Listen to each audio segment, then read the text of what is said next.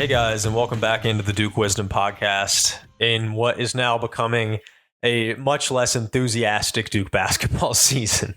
Just a couple weeks ago, or a few weeks ago, I suppose, Duke was the number 2 team in the country preseason, battling Arizona in their second game of the year. Neck and neck, had a lead, a minute to go in that game. If I had told you at that exact moment that on December 4th, Arizona is now the number 1 team in the country, and Duke is now 22nd. They are 5-3. That's tough to hear. That is a very tough thing to hear. It's rocky, man. When's the last time that Duke's dropped 3 games before the conference slate in back-to-back years? What happened in Coach K's first 2 years in Durham, and these are Jon Scheyer's first 2 years, and I think that's easy to forget when you have this many high-level recruits and this many talented players, and the expectations that are bestowed upon Duke even post Coach K. It's difficult to forget that Jon Scheyer is still in his infancy as a head coach. That said, the losses to Arkansas and Georgia Tech back-to-back last week are disheartening, to say the least, and a lot of it boils down to effort, rotations, and offensive sets. I want to talk about the offensive sets first, because I'm not even going to dive too much into the nuts and bolts of the actual game itself. I mean, Kyle Filipowski has 12 points. He shoots okay, I guess, from the floor. Ryan Young doesn't do a whole lot despite starting, only played 12 minutes. I got to talk about the fact that Tyrese Proctor got hurt a minute into this game. Obviously, that is a huge thing to watch going forward, whether he'll be ready to go, when he'll be ready to go, because that's big. That is a huge, huge, huge deal for this Duke team, and it's not something that we can just conveniently shrug off or ignore.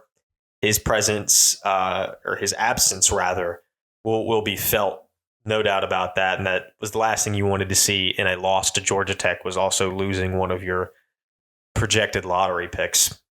Mark Mitchell, 5 of 11 from the floor.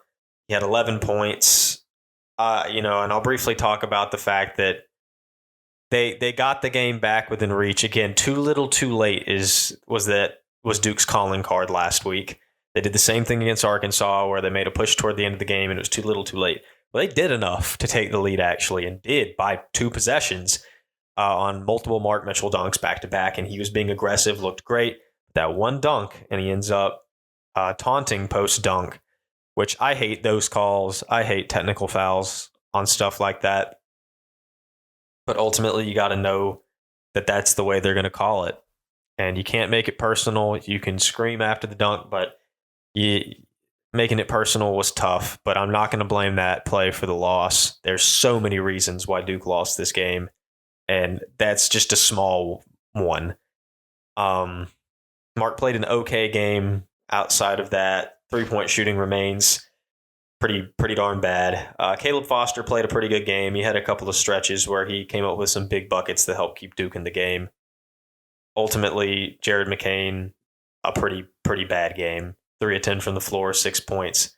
0 of 3 from 3. Sean Stewart barely plays. I'll talk more about that. TJ Power plays, but again, he doesn't shoot enough. He's in there to be a 3-point shooter. He doesn't shoot enough. I'll talk about it. He had 3 points. Jalen Blakes played some minutes. He played some hard-nosed defense, got a really stellar block, but he also, he airballed like 2 threes and just offensively wasn't bringing a whole lot to the table. Want to join a community of Duke accounts publishing news, theories, and predictions on Duke athletics? Join the Duke Wisdom Network. Just go to dukewisdom.org/join network today and fill out the form with your name and social media. Or you can DM at Duke_Wisdom on Twitter or Instagram. Become a part of the community of Duke fans publishing their takes today. Again, that's dukewisdom.org/join network or DM at Duke_Wisdom on Twitter or Instagram. So I talked about the things to talk about are, rotations and offensive set are 2 very big deals. And so I'll talk about kind of the offensive sets. I'm not opposed to 3-guard lineups. I never have been. I like the idea of what they can bring to the table.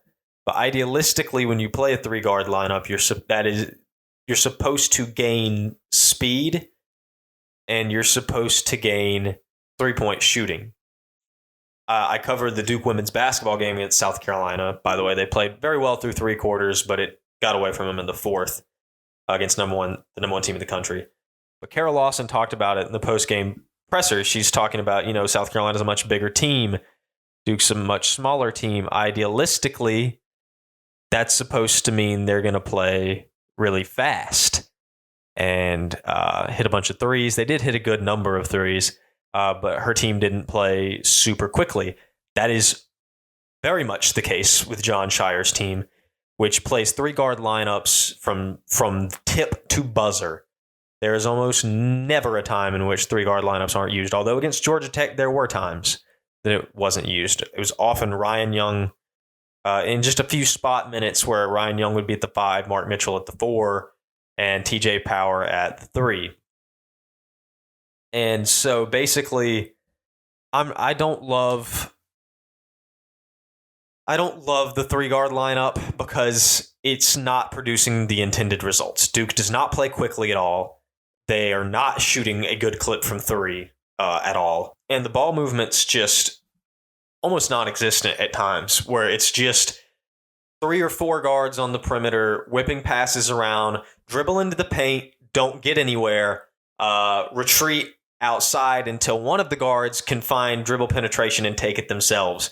There's some screening, but the roller is very seldom hit post-screen. There is very little cutting, not a whole lot of play action going on. The offense is ugly. The offense is stagnant.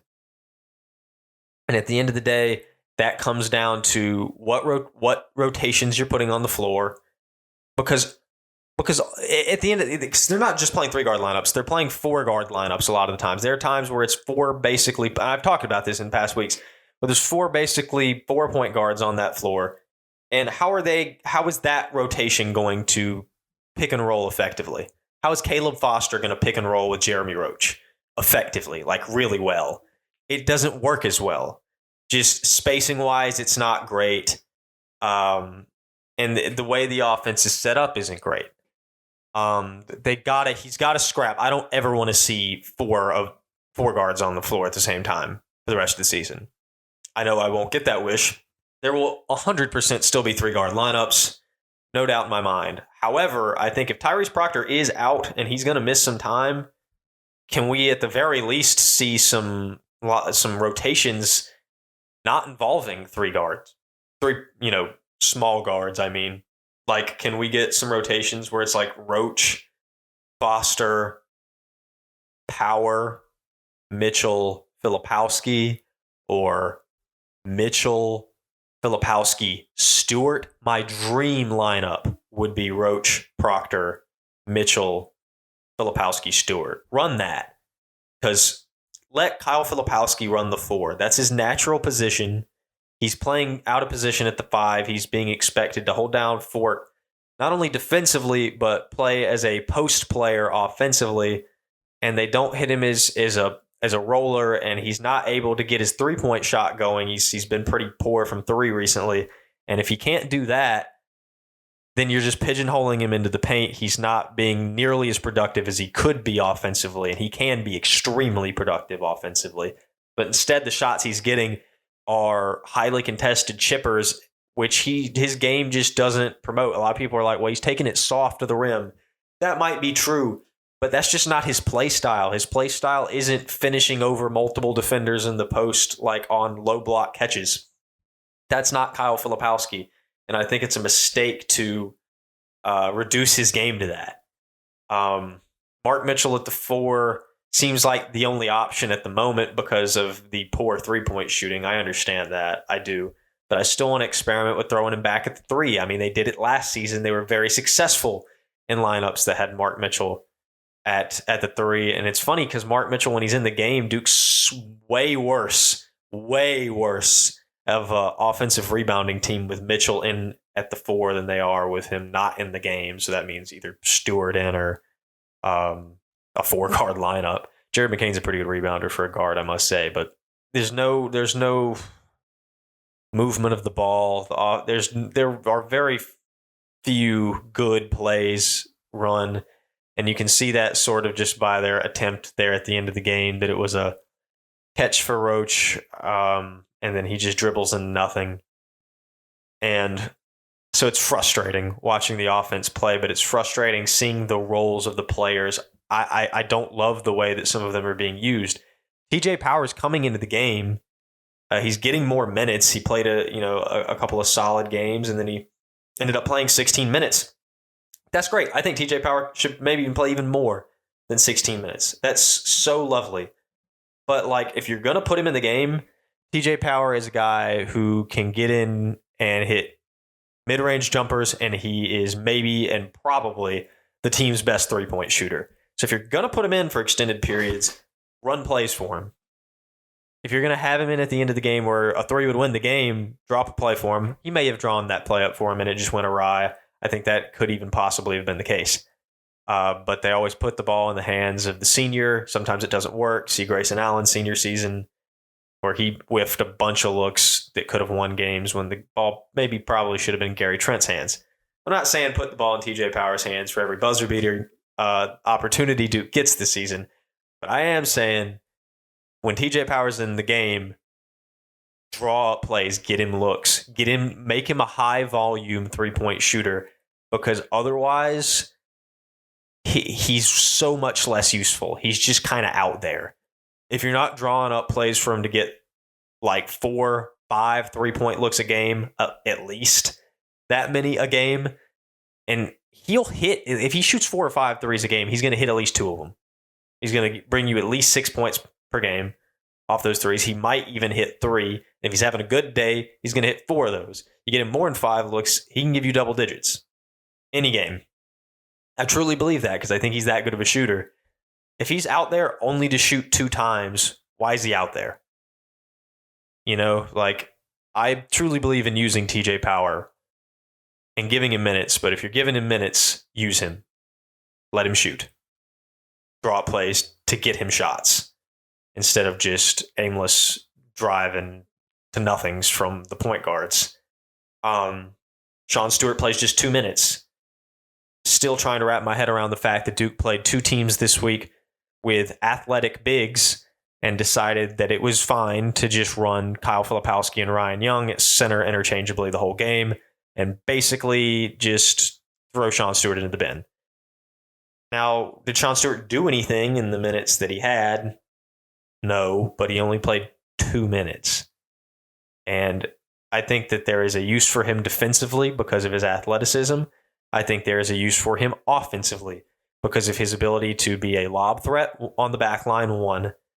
2, create better spacing, better synergy and movement just as a natural basketball unit and not 4 6'5" guys or less, which is not working. And also to give Kyle Filipowski the chance to play his natural position as a stretch 4 and get him out of the 5. Sean Stewart has a lot of use on this team, and he should play more than 2 minutes. I'll put it at that. It's getting frustrating. It's getting frustrating, and I really hate that Tyrese Proctor went down.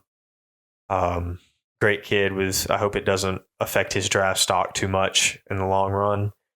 Hopefully it's not a serious injury and he's able to get back as soon as possible. Duke does have a week in between games, but if he is going to miss some time, can we see some different lineup sets? Some Sean Stewart at the 5, some TJ Power playing more minutes, getting more looks.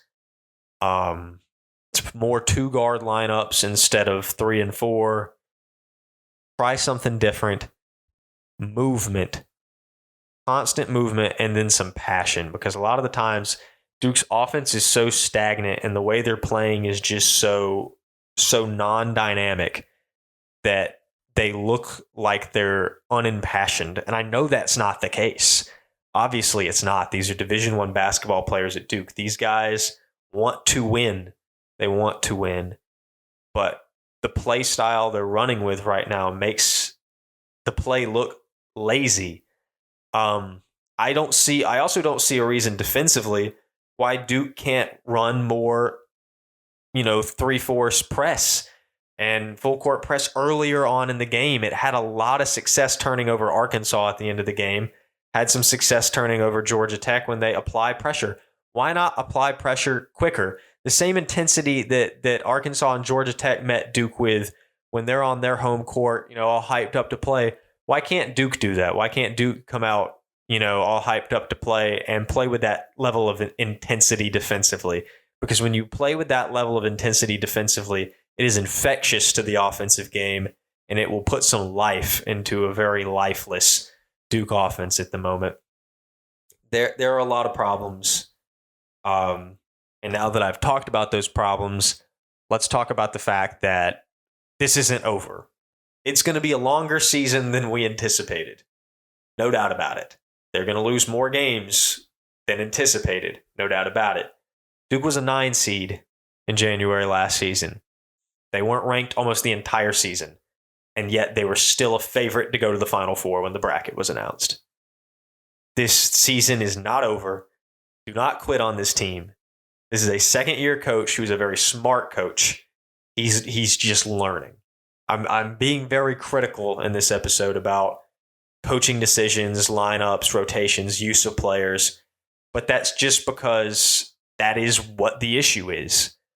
But that doesn't mean I don't think that it can be fixed. And that doesn't mean that I don't think it will be fixed. Jon Scheyer is a good head coach.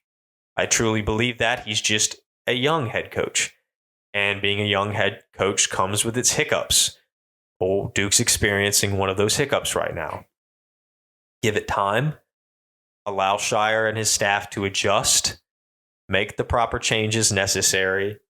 Define roles for players, define sets that they want to run, and a different style. Scheyer said it himself that he and his staff are going to need to do a little bit of looking in the mirror and reevaluate some things, and I think that's what they're going to do. And hopefully against Charlotte next Saturday, they come out and rejuvenated, and they are ready to do a few things different.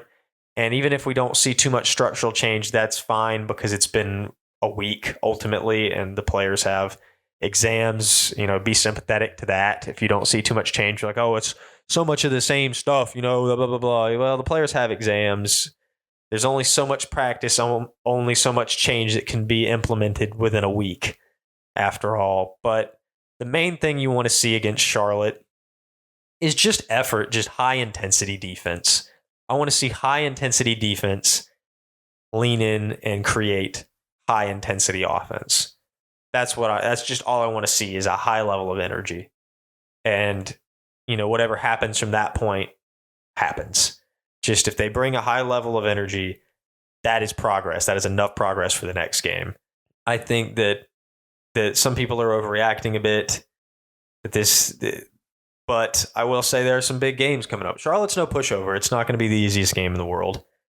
But the next game after that is against Hofstra. That's a trap game. Hofstra's a pretty good team. That's definitely a trap game. Don't look past that one. Don't pull a Southern Indiana in that one.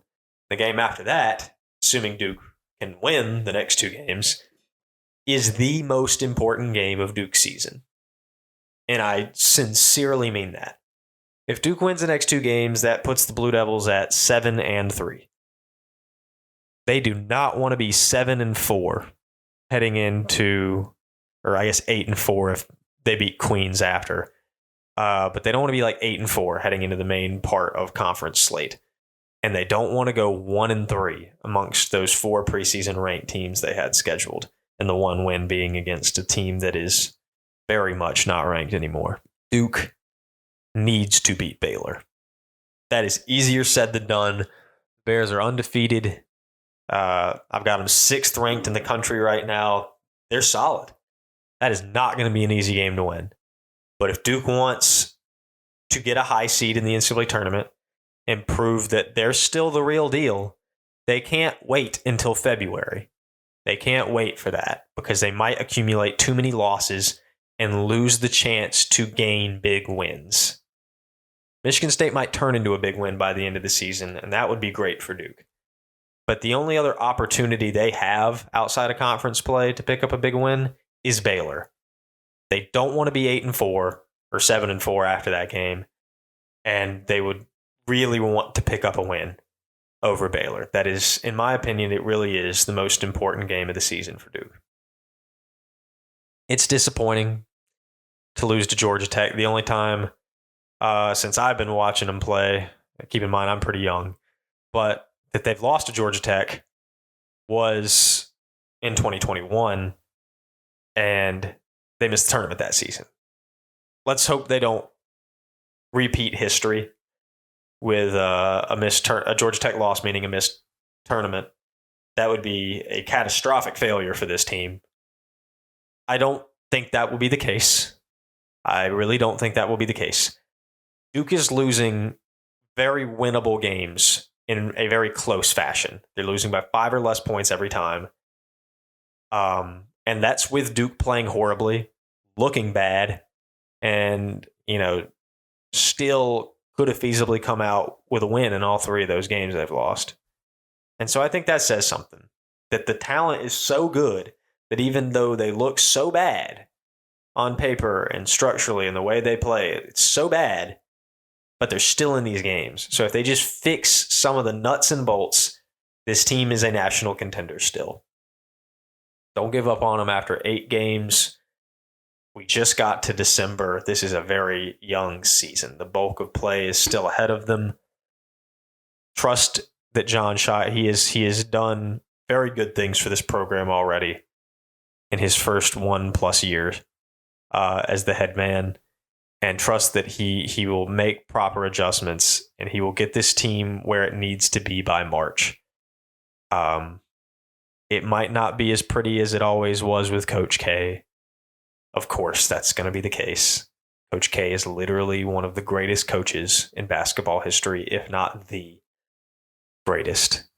And so, of course, his 36-year-old successor is not going to immediately be him because he's 36. Coach K at 36 wasn't Coach K in 2010. He wasn't Coach K in 1992. It takes time, and it takes patience from fans. Duke fans as a whole, and I know this better than anybody, Duke fans are a little spoiled.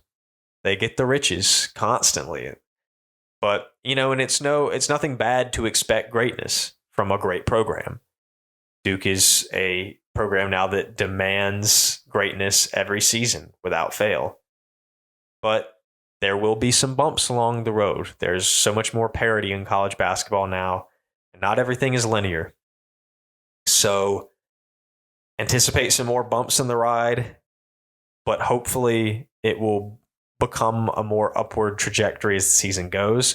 I'm not going to rule out that it could get worse from here, but at some point it will get better, and that is the trust you have to have. So thanks for coming to my TED Talk. I'll talk for a minute about Duke football, actually. Talk about Duke football for just a minute. Riley Leonard enters the transfer portal. I hate the state of college basketball, or not college basketball, of college athletics, and especially college football now, that it's basically like he had been recruited long before he decided to officially transfer. And you really can't blame him. With Elko not there and everybody bailing, he's doing what's best for him to make it the NFL. He had very eloquently put a message about him transferring that was appreciated, and he spoke very fondly of his time at Duke. Duke's losing other players in the portal. They drew Troy in the Birmingham Bowl, which they're now the underdog by a touchdown for, which is crazy. But ultimately, with Duke having the losses they've had and everything that's happened, I probably wouldn't predict them to beat almost anyone in a bowl game, but you never know. College athletics and heart are a big thing, and maybe this Duke team can pull out something in a big way. But I don't envy the remaining Duke coaching staff, because They're now tasked with the responsibility of re-recruiting and retaining every player on that roster and every recruit they have incoming in any class. And that is such a tough thing to do. And so they're in a really dreadful position right now. And it sucks that it feels like Duke football can't get better. Because it's like if Duke brings in a good coach and he does well with the program, a larger program is going to throw him a bag and he'll leave, just like Elko did. Or Duke will bring in a coach that doesn't do well, and then, well, they just remain at the same level that they're at. It feels like it's almost impossible for them to improve. The system has made it impossible for Duke to get better. And especially with the transfer portal and the players just jumping ship for better schools. Notre Dame looks like they're going to take Riley Leonard. I mean, they took Hartman from Wake Forest. You know, what did they even need to do? They just steal players basically from programs that aren't as successful traditionally, and it's really frustrating. And it feels like the ACC is jumping off a cliff this week because of football, all because of football. Because Florida State misses the college football playoffs despite being 13-0. They're the first Power 5 conference champion at 13-0 to not make the college football playoffs. And it's basically, to me, it's like the committee saying, screw you, Florida State. Go join one of the big boy conferences that make us money, that are these big cash cow conferences. Go join one of them. Let the ACC die. You can't make it in the ACC is the message that Florida State's receiving. And it's just so horrible what all of this conference realignment and what college football and the chasing of dollars has done to college athletics. I have no problem with money being a part of it. It's a part of everything. Absolutely. But it feels like every other sport is just getting tossed. And Duke's getting a real shorthand because it's so difficult for them to improve in football in this landscape. But football is almost the only factor that anyone cares about when doing conference realignment. Duke has one of the most valuable basketball programs in the country, and to a lot of conferences, that doesn't matter at all because the football team's not very valuable. It's frustrating. Duke football and college football as a whole are incredibly frustrating. The ACC's position right now is incredibly frustrating. We'll have to see how it develops as we move forward. A frustrating week for Duke. A frustrating podcast this Tuesday. I'll talk to you guys again on Thursday. At least that's the hope.